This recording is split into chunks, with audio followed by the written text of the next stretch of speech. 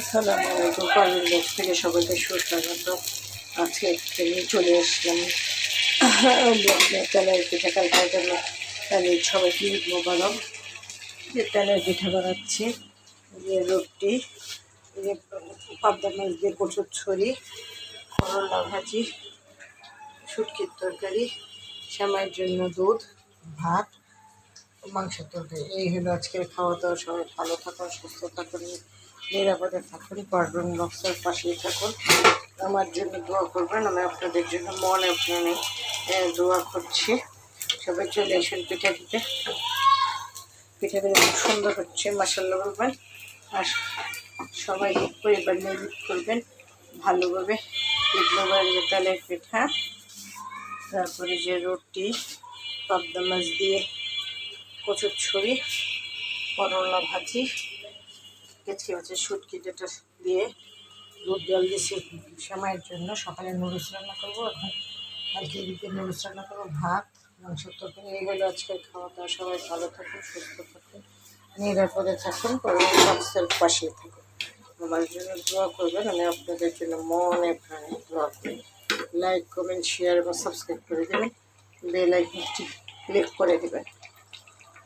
আর যারা আমার পাশে এসে আমাকে ভালোবাসছেন তাদেরকে অসংখ্য ধন্যবাদ।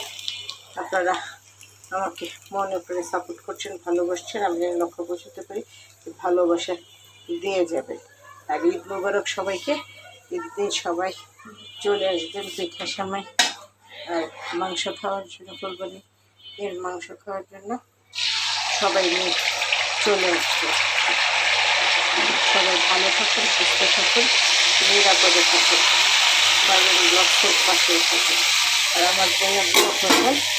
আমি আপনাদের জন্য মনে প্রাণে দোয়া করছি। লাইক, কমেন্ট, শেয়ার এবং সাবস্ক্রাইব করে দেবেন। বেল আইকনটি ক্লিক করে দেবেন। আজকে তেলের পিঠা বানাচ্ছে,